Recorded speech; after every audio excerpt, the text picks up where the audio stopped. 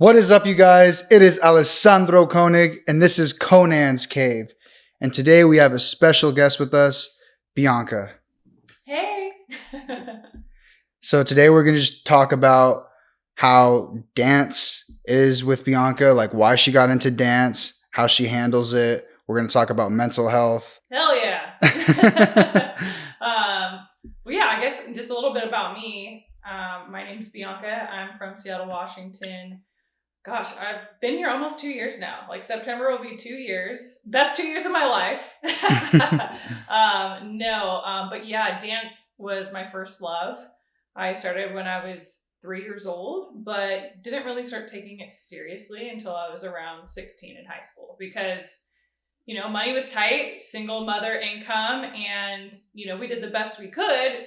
But once I could get my own job, drive to myself to rehearsals, it just kind of opened the doors a little bit, and auditioned for my first professional company at 16, started teaching by 17, and was on my first world tour by 18. So a lot of juicy life lessons and everything I have learned about being an adult, I learned in dance. And so I always connect the two, like mental health and personal development and dance. And I think that's why I'm so passionate about both of them, and just really about giving back to the youth to give them some of these tools I didn't have, that I think if I did have, I would have been able to succeed so much more and accomplish so much more. But yeah, we can get into all the nitty gritty as we go. But yeah, I've been teaching on and off for over 17 years. And I think just like any relationship, there's ups and downs, and there's the honeymoon phase, and there's the heartbreaks, and all of it is part of what makes it so special and so magical. And because I get to still choose it all the time, and my relationship with it gets to grow and evolve and take me to new places all the time, which is why I think it's so cool now to, at this age and stage, still be able to be a student and such a creator. What got you into dance? That's what I got to know. Like, what was the passion that arose inside you where you're like, I have to dance, I have to get into this, I have to understand this, right? It's so weird because my mom just put me in dance when I was 3. I think honestly, she would deny this, but I think it's because it was what was available at the gym. Like, oh, I can go work out while I put her in this thing. And I was extremely shy as a kid. And at the end of the year performance, I'm on stage, and most people at that age, like the 3 or 4 year olds, they're kind of like standing there, they're either crying or they're picking their nose or like doing some crazy stuff because they're on stage for the first time. And I was apparently leading the other kids around. I didn't miss a beat. I was doing the whole dance. And so my mom was like, oh my gosh, we got to keep her in this because she's like a whole different person on the stage. And so she always kept me in dance growing up. So I almost kind of grew up thinking it was normal. However, being more recreational, I only performed every other year. So it wasn't like, once I got old enough to really understand what was going on, I was like, I just want to do this more. So I think there was a part of me that was like, it was just such a normal part of growing up. And there was just a natural want to learn more styles, have more opportunities. And then once I got to be able to train more and more, and just kind of like finding the ways. Back then we didn't have YouTube as much. We didn't have social media. So I couldn't just like look up the styles. Like, you had to just go by word of mouth and find the people that you resonated with their style or liked what they were doing. And so I feel like when I got those opportunities, it wasn't until high school. And a lot of kids now, they start competitive dance really young, like 4, 5, 6, And so I'm grateful that I've been able to do the things I have, just getting a later start. But I think, why I started and why I stayed are two very different things. I tried everything growing up. My mom, I got to give it to her. She let me try everything. I was like, I did swim team, I did soccer, I tried out for basketball. Like, I tried everything. I was always just better at dancing. And so it kind of just always made sense to be like, I'm just going to go back to like what I'm good at. And then, you know, once I got to actually really professionally train, it just awoke something up in me. Like that passion, that fire, like something that I'd never really experienced before, that thing that like keeps you up all night. Like I would go to school, I would have dance team rehearsal, then I'd go teach my classes, then I would have my rehearsal for my studio, then I would drive an hour away, have my rehearsal for my company, get home at like 12:30, 1 a.m. and not go to sleep until I had the dance perfect. And I just couldn't even help myself. That was just like that thing you can't explain, that prey drive, that thing that just, it's like love. When you try to explain it, it's like, it almost takes away the magic of it. But it's just that feeling of, this is what I'm supposed to be doing. This is what I'm meant to do. And, you know, again, why I'm so passionate about mental health now is it was really challenging as a young adult to not attach my identity and my worth to how many jobs I was booking, to my place on the stage, to getting cut, you know, any of these things. Like it was really, I didn't have the tools to navigate that. And which is why it is over time in my 20s essentially led me to like a breaking point where I was like, I don't even enjoy this anymore, because it became about all of these other things, being thin enough, being pretty enough, being not sexy enough for this, not hood enough for this. Like it was just constantly being picked apart and judged based on your performance. And I wish I would have known back then it wasn't personal. I wish I wouldn't have attached my worth to those things. But again, that's why in my classes, I talk about this stuff.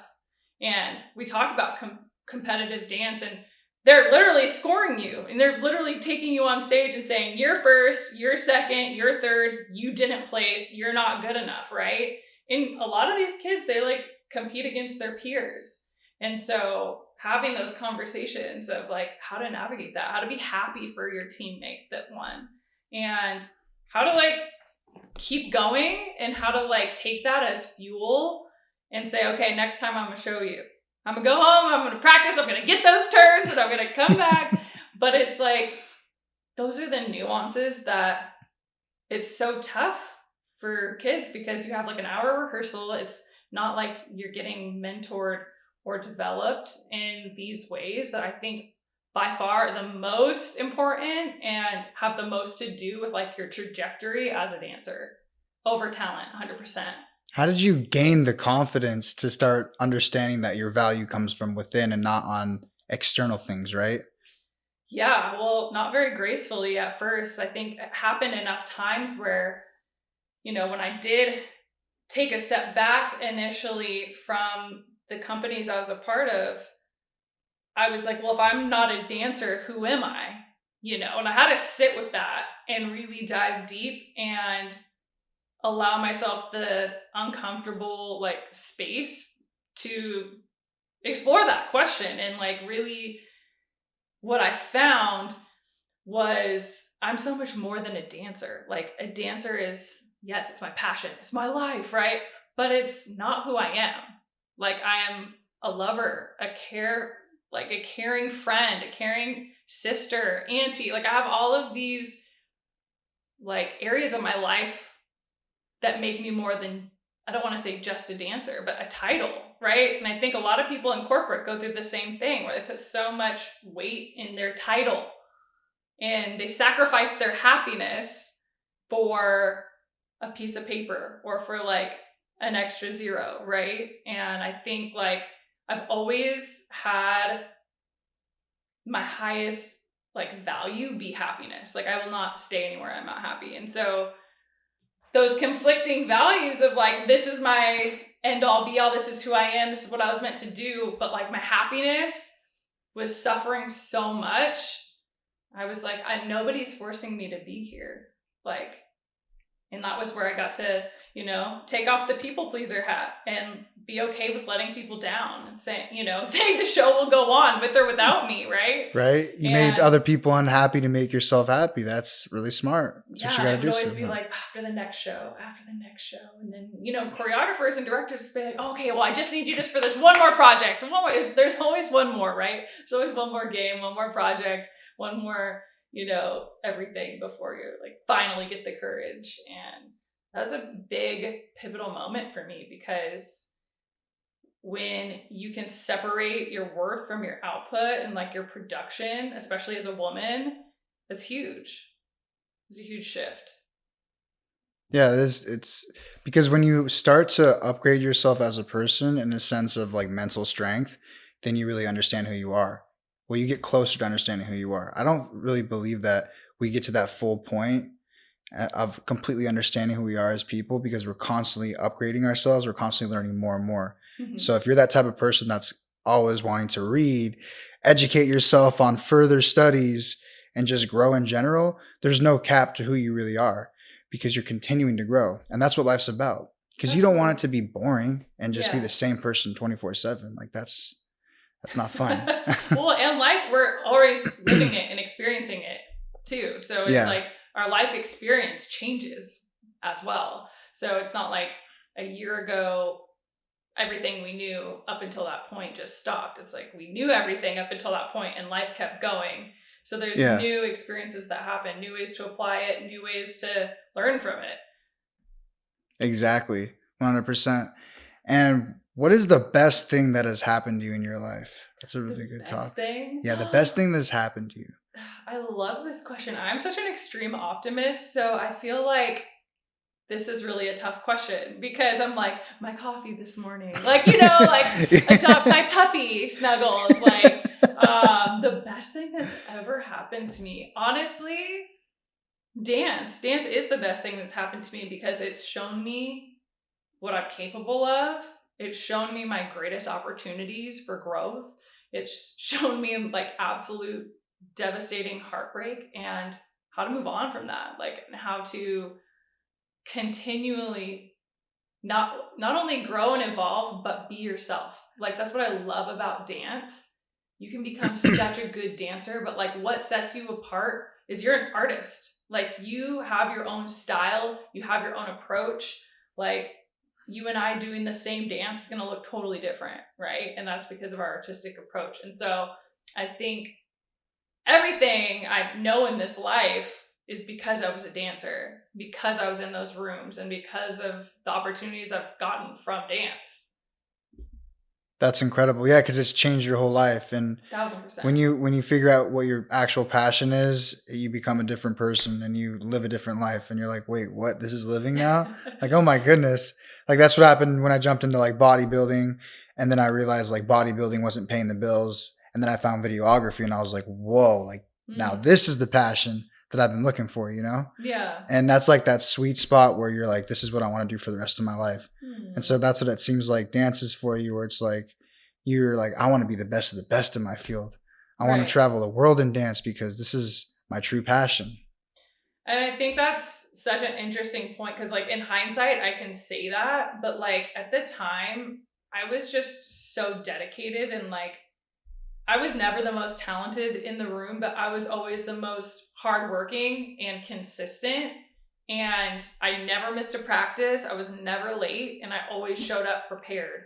And I think like, again, taking that into everything in life, what you do outside of the room prepares you for what you're doing inside the room. And so I didn't have the confidence to think I was going to be the best, but I was like, I'm going to work freaking harder than everybody in here, and you're not going to cut me from this piece. And now it's so interesting because, like I said, over the years, I relate to it in such a different way. And now I get to say, like, as a creator and choreographer, like, I want to be the best Bianca that doesn't hide, that doesn't shy away from putting my work out there. And I think that that's what makes you the best. I think that what makes you the best in this industry is that you nail down your style so well and get so true and authentic to who you are as a mover and give that to the world.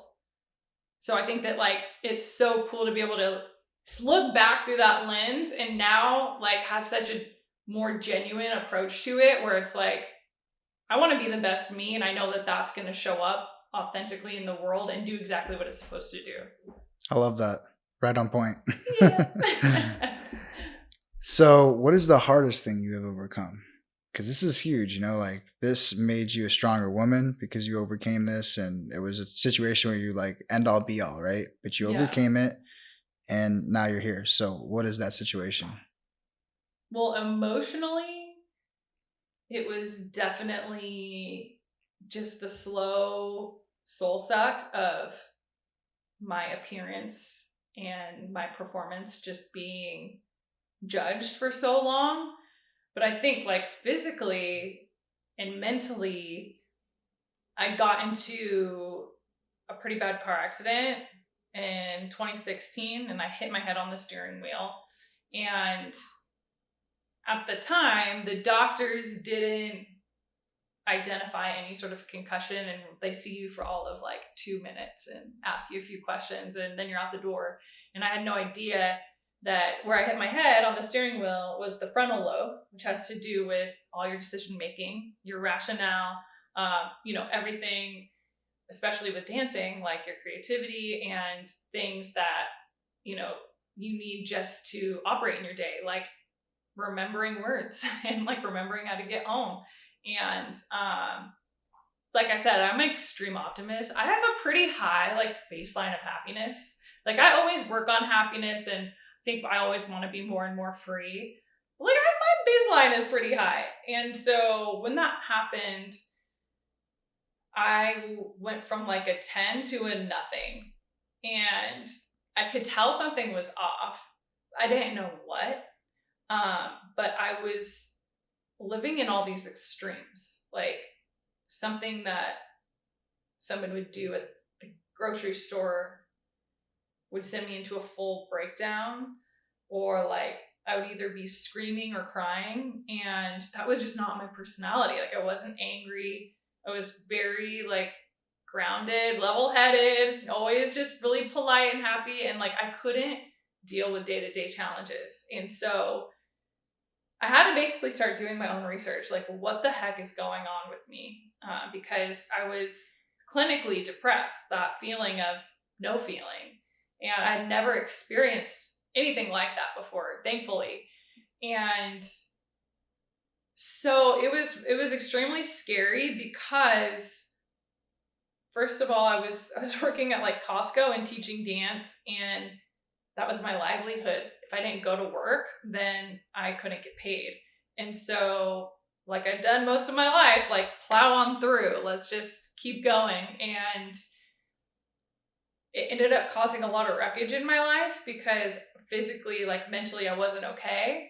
And just dancing at all would flare up my concussion, and then I would be screaming at my kids, or I'd be like bawling in my class, or like just these really erratic behaviors. And it led me to a really deep depression, and like to the point where I couldn't get out of bed for a couple days. And it was such a painful time because I couldn't do the things that I loved that I would normally do to get through a painful time, like dancing and expressing, like I'd done so many times before, actually made it worse, right? And so then I just feel trapped in my own body. And I swear on everything, Costco, like it's so funny, they're so strict about like you missing work, and they had this like 3-strike rule, like where if you missed a certain amount of days, then you'd be fired pretty much. So I was like, well, okay, well I can't be fired because then I really will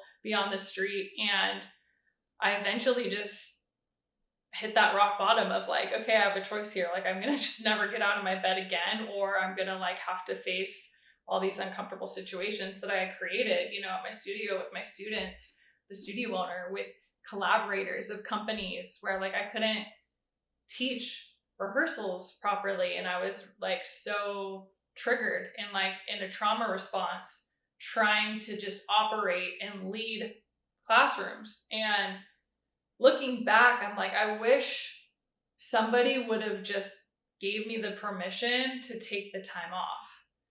everybody in my life was like, well, we still need you to teach. We still need you here. We need your choreography. We need this. We need that.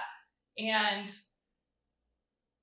that was a pivotal moment for me of like putting my literal mental health, physical health, and well-being so far below my like baseline and needs that I couldn't function anymore. And so after those like 3 days of like not eating, not leaving my house, just shutting out the world, I get a call from work basically like giving me the either got to come in or you're fired. And fortunately I was able to, by the grace of God, like make that decision to go in, because it's not that I didn't want to be here anymore. It's that like I couldn't access the same parts of me that I could prior because of the concussion. And so once I found the root of the problem, I could start putting the pieces back together again and, reconciling. And honestly, that helped a lot. Just having those uncomfortable conversations. It helped my concussion. Like it helped relieve the pressure and the stress off of my mind. And that whole experience, it was so dark, and having to find ways to cope and nuances and tools, that's what really led me into the personal development field, but not even the personal development field, but like somatic work and mind body healing, because the hospital told me I was fine. So I'm like, okay, like that must just be me, right? And I was like, oh, I get it. Like so many of us are walking around this world with like these wounds and all of this pain that like we're not taught how to address it. We're not taught how to work through it. We're just taught like either put a Band-Aid on it and keep going. You're giving a temporary solution for a permanent problem. So it's a problem that's always going to be with you. So you have to find the tools to be able to handle it every single day. And then eventually you don't notice it anymore because you're an expert at handling it. Right. When you put a Band-Aid over it, it doesn't solve any problems. You're just hindering, or you're postponing the inevitable. 1,000%. Right. So what does the future look like for you? Like, are you trying to create a dance business? I know you're telling me about a podcast that you're doing currently. Yeah. So are you going to include like interviewing people that do dance, or how's that going to work out?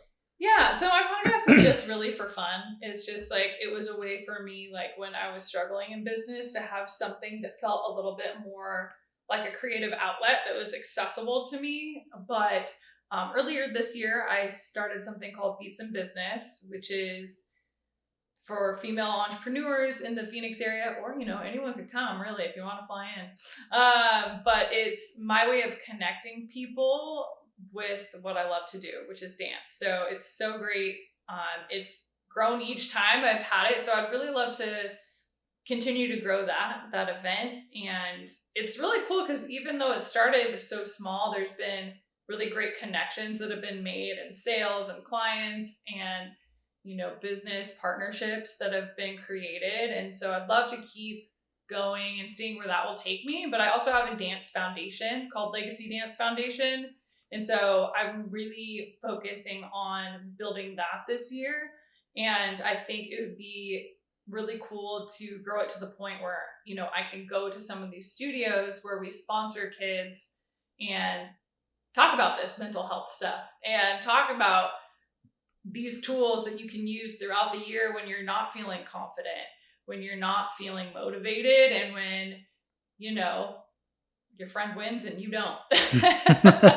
Comparison, is such a huge thing at that age. I mean, I think for all of us, I think we can all say we struggle with that sometimes, but I just feel like, especially as an adult in so many dancers' lives, like I really want to be that example for them, and I really want to provide those resources where they know that anything is possible, but also that like they can overcome anything as well, anything that they come up against.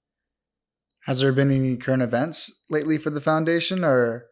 Yes. So We're going into our new season, which is, out here, dance starts in August. Back where I'm from in Seattle, usually starts in September. So in September, I'll have a fundraiser event here And in August, we'll have a fundraiser event back in Seattle. So it'll be our first in-person fundraisers, which I'm super excited about. So what I'm going to do is merge Beats and Business and just make it a fundraiser event. And so it's kind of like the best of both of my worlds, kind of all combining them. And that's really what this year has been about. It's about merging all of my loves.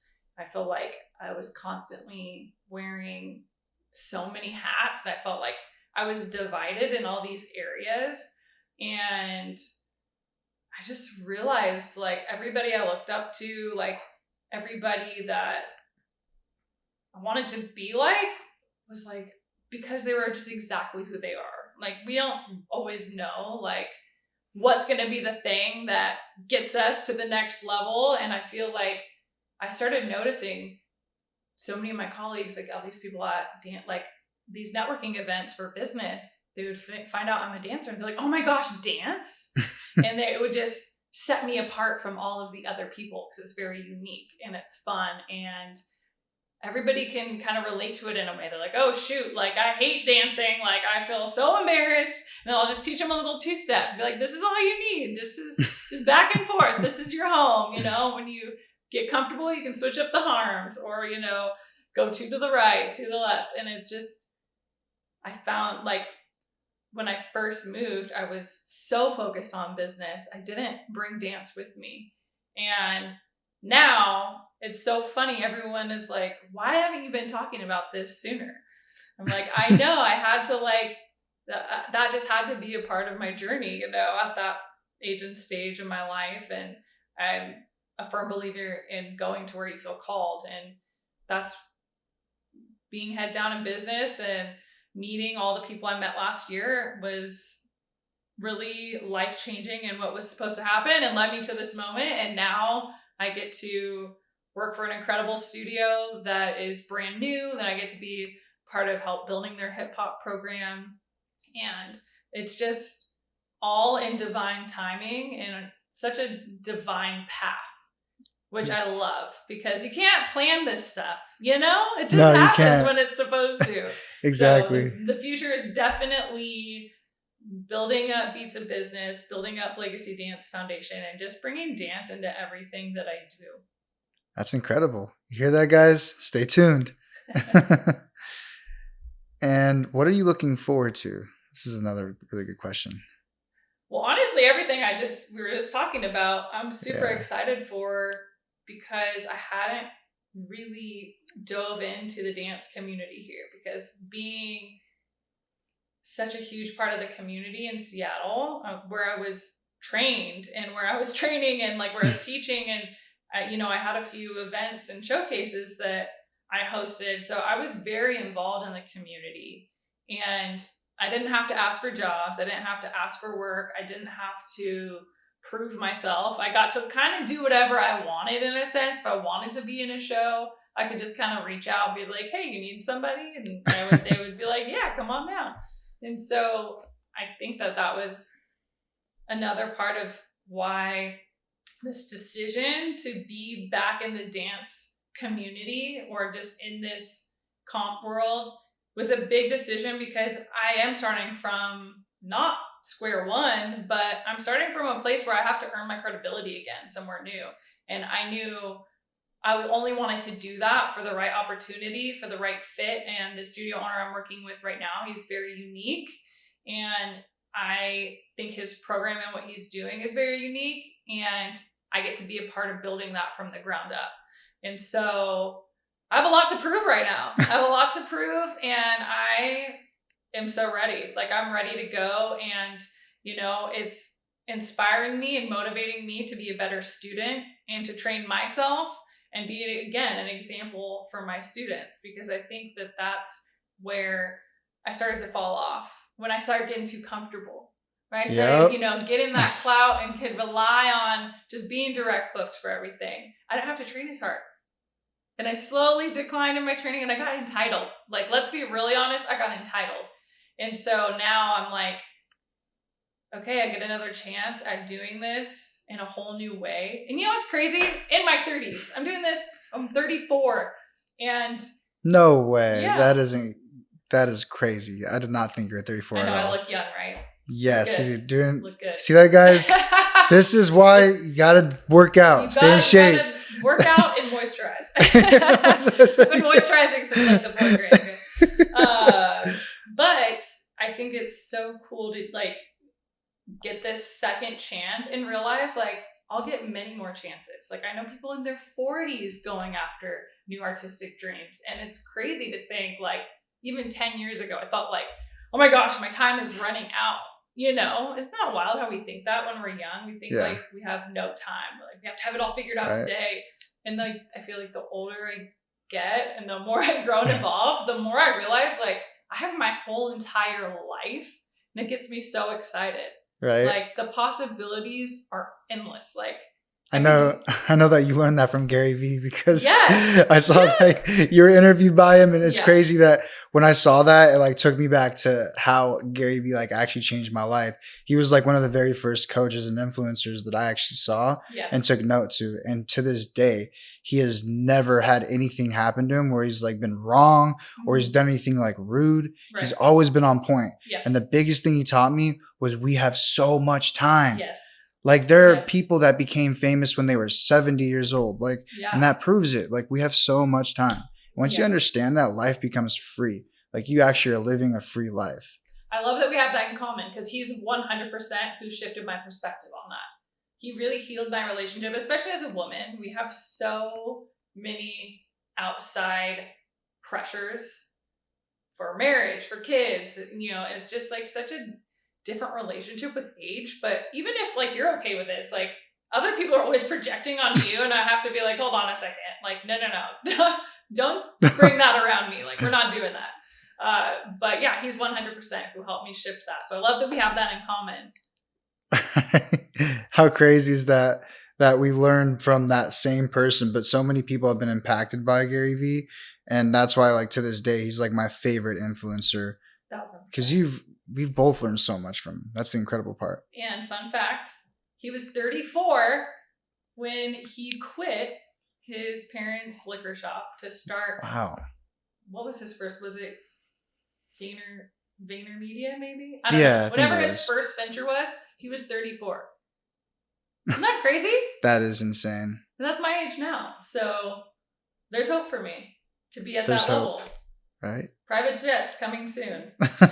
Stay tuned, guys. There's hope for us all. Right. Right.